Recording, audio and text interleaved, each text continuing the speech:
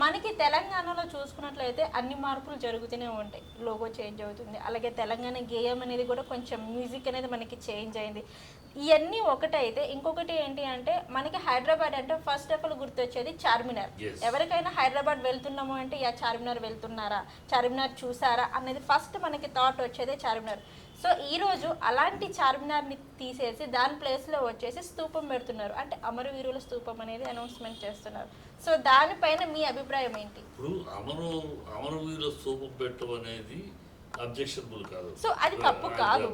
కానీ చార్మినార్ తీసేయటం అనేది చారిత్రక, మన దేశంలో కాదమ్మా, విదేశాల్లో కూడా హైదరాబాద్ అంటే ఆ చార్మినార్ అది కనిపిస్తుంది. ఆ తోరణం కాకతీయ తోరణం ఇది మా పెరవేసుకుపోయిన చరిత్ర. దీన్ని కూడా మారుస్తానంటే అది పిల్ల చేష్టలు.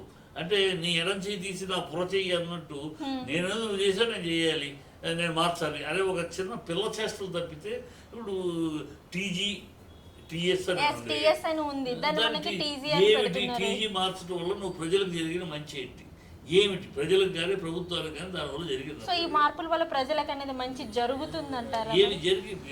టీఎస్ టీజీ మార్చడం ఏం జరుగుతుందమ్మా? సో మనకు అంటే కాంగ్రెస్ వచ్చిన ఒక 5-6 months లోనే అన్ని చేంజెస్ అవుతున్నాయి కాబట్టి, సో మనకి ఇంకా పిల్ల చేష్టలు, నేను కలిసి చేంజ్ అవుతుంది. పిల్ల చేష్టలు, కుర్రతనం చేష్టలు, స్కూల్ పిల్లలు ఉన్నప్పుడు నువ్వు చేసావు నేను ఇది చేస్తాను అని ఉంటారే పిల్ల చేష్టలు. కనుక ఏదో తెలంగాణలో కేసీఆర్ యొక్క ముద్రని కానీ కేసీఆర్ యొక్క దీన్ని కానీ చెరిపేయాలి, ఈ 5 ఏళ్లలోపు చెరిపేసేసి ఇది తెలంగాణ కాంగ్రెస్ తీసుకొచ్చిందని ఒక అపోహని నిజం చేయించాలి అనే ఒక తాపత్రయం కలిపితే జన్మలో వాళ్ళ కాదు. తెలంగాణ గుండె చప్పుడు కేసీఆర్.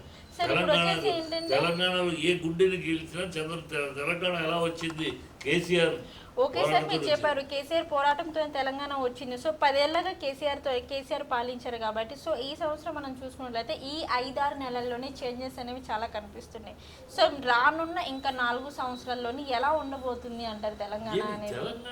కాంగ్రెస్ ప్రభుత్వం ఎలా ఉండబోతుందని మనం చేయించాం. సో కాంగ్రెస్ ప్రభుత్వం ఎలా ఉండబోతుందో చెప్తే ప్రజలు ఎలా ఉండబోతున్నారు ఈ ప్రభుత్వంలో అంటారు? చెప్పగలేము. కాంగ్రెస్ అవి కుమ్ములాటల ఈ ఎన్నికల దాకా ఆగారమ్మా.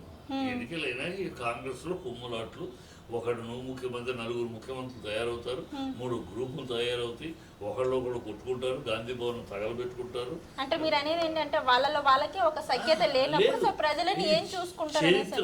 చరిత్ర నేను చెప్పక చరిత్ర, కాంగ్రెస్ చరిత్ర చూసుకుంటే రాష్ట్రాల్లో అంటే ఇప్పుడే కాదు కాంగ్రెస్ పార్టీ, సో అంటే జరిగిపోయిన కాలంలో కూడా సో కాంగ్రెస్ పార్టీ అనేది అలాంటి చరిత్ర కాంగ్రెస్ కొట్టుకుంటారు, కాంగ్రెస్ భవనం తగలబెట్టుకుంటారు.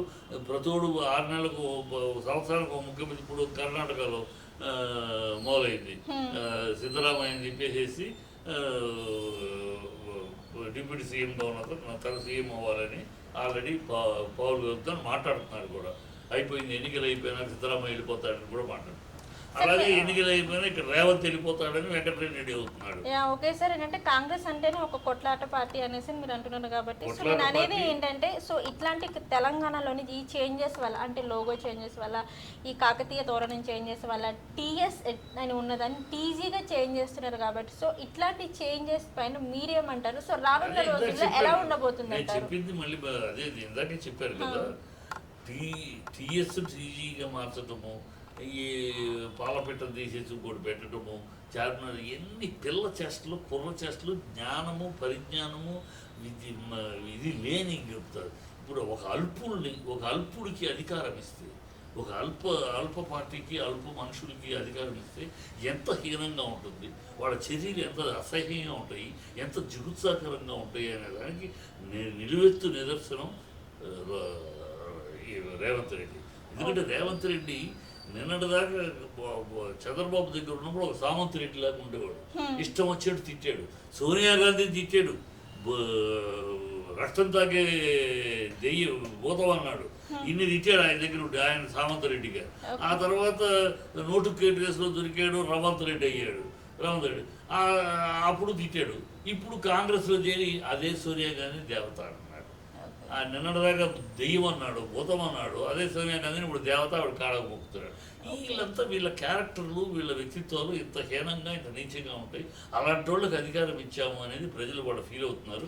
ఒక సింహాన్ని పక్కన పెట్టుకుని ఇలాంటి చిట్టిలుగులకి అధికారం ఇచ్చామే, వీళ్ళ చేష్టలు ఏంటి, ఇది ఏమి చేష్టలు, జిగుసాగరంగా చార్మినార్ తీసేయటం ఏంటి, పాలపెట్టలు తీసేయటం ఏంటి,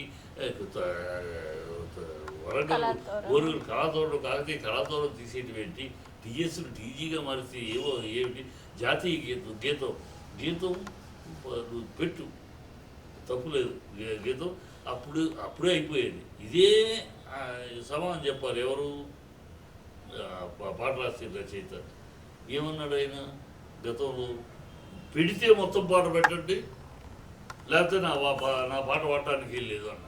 ఆనాడు 2-3 నిమిషాలు చేద్దామంటే ఆయన అన్నది మాటది, పెడితే మొత్తం పెట్టాలి, లేకపోతే పెట్టు, అందువల్ల ఆగిపోయింది. ఇవాళ మరి ఈ 2 పాటలకి ఆయన అంగీకరించాడు. ఆ రోజు అంగీకరించిన ఆయన మనసు వాళ్ళు ఎందుకు అంగీకరించిందో దేవుడికి తెలియదు, ఆయనే చెప్పాలి. నిన్న మీటింగ్ లో కూడా రేవంత్ రెడ్డి గారు అన్నారు ఏంటంటే తెలంగాణ తెచ్చిన దేవుడు ఎవరు అంటే కేసీఆర్ అని చెప్పేసి రేవంత్ రెడ్డి ఒప్పుకున్నారు. సో మరి మీరు దానిపైన మీరేమంటారు? ఒప్పుకోకపోతే జనాలు పంతారమ్మా. కేసీఆర్ పేరు లేకుండా అంటే మీరు అంటున్నారు కదా కాంగ్రెస్ పార్టీ అంటే ఒక మోసం చేసే పార్టీ అని చెప్పేసి మీరు అంటున్నారు. బట్ ఏంటంటే వాళ్ళు హానెస్ట్ గానే ఒప్పుకున్నారు. హానెస్ట్ కాదు ఇక్కడ. ఎలాగైతే తెలంగాణ ఇచ్చేటప్పుడు కూడా 32 ఎంపీల్ని ఇతర రాష్ట్రాల ఎంపీలు తీసుకొచ్చి ఒక తాటి మీద తీసుకొచ్చి నిలబెడితే ఇచ్చారు ఏది తెలంగాణ. అట్లాగే తప్పక ఇచ్చారు. ఇప్పుడు కూడా తప్పక ఆయన పేరు చెప్తారు. చెప్పకపోతే ప్రజలు మొత్తం ఆయన పేరు లేదు తెలంగాణ ఉత్సవం ఏంటంటారు. తెలంగాణ ఉత్సవం అనేది కేసీఆర్ గారి పేరు లేకుండా తెలంగాణ ఉత్సవం లేదు. ఎందుకంటే తెలంగాణ పసిబిడ్డ బాగా 6 ఏళ్ళ నుంచి 60 ఏళ్ళ దాకా తెలంగాణ అంటే ఎవరంటే కేసీఆర్. ఇవాళ కేసీఆర్ అధికారంలో లేకపోవచ్చు. అధికారంలో ఏ పార్టీ కూడా ఎవరు కూడా శాశ్వతంగా ఉండరు. 10 ఏళ్ళు చేసినాక గ్యాప్ ఇచ్చారు ప్రజలు. ఓకే, 5 ఏళ్ళ తర్వాత మళ్ళీ వస్తాం.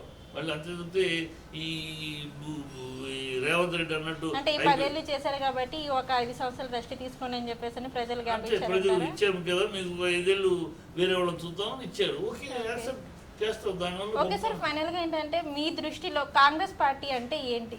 కాంగ్రెస్ పార్టీ అంటే అవినీతికి వేదిక, ఆశ్రిత పక్షపాతానికి వేదిక, అరాచకాలకి వేదిక, కొమ్ములాటకి వాళ్ళలో వాళ్ళు కొమ్ములాడుకోవడానికి పెద్ద నిలువుటద్దం. సో వాళ్ళలో ఒక నిజాయితీ లేని పార్టీ, ఒక నీతి రీతి లేని పార్టీ, ఒక కులమతాలను విభజిస్తూ కులమతాల మధ్య చిచ్చు పెడుతూ వాళ్ళని ఒకళ్ళని పక్కకు తీసుకుని ఈ సెక్యులర్ అనే పదానికి విపరీతార్థం తీస్తూ, సెక్యులర్ అంటే మెజారిటీ వాళ్ళు అవస్థపడాలి, మెజారిటీ వాళ్ళు అవమానపడాలి, మైనారిటీలే ముందుండాలి అనే ఒక నేపథ్యంలో దేశాన్ని భ్రష్టు పట్టించిన పార్టీ కాంగ్రెస్ పార్టీ. దేశాన్ని భ్రష్టు పట్టించి ఎక్కడో ఉండవలసిన పార్టీని వాళ్ళ 60 ఏళ్ళు పరిపాలించడం వల్ల ఈ దేశాన్ని ఎక్కడ గొంగలు అక్కడే ఉన్నట్టు చేశారు. ఒక కాశ్మీర్ సమస్య పరిష్కారమైన ఆడు పెట్టిన రావణ కష్టమే, ఒక తలాక్ విషయం కానీ, ఒక ఆర్థిక విధానాలు కానీ, విదేశీ విధానాలు కానీ అన్నీ ఎక్కడ గొప్పలు అక్కడే వాళ్ళు అనుభవించారు తప్పితే 60 ఏళ్ళు స్వాతంత్రాన్ని వాళ్ళు అనుభవించారు తప్పితే ప్రజలకు తీసుకున్నారు. స్వతంత్రాన్ని అనేది వాళ్ళే అనుభవించారు తప్పించి ప్రజలలో ఆ స్వతంత్రత లేదు అనేసి అంటారు. అంత దుష్టమైన అందుకని ఎప్పుడూ చెప్తారు, ఎక్కడ తురుములు ఎక్కడి ములుసులు ఎక్కడి భ్రష్టులు ఎక్కడి జస్టలు ఎక్కడి నష్టజాతకులు ఈ కాంగీయులు నా జాతికి శాపమై దాపురించారు. అది వాళ్ళ నష్టజాతకులు దేశాన్ని ఇవాళ వాళ్ళు మరుగున పడబట్టే దేశం ముందుకెళ్తుంది.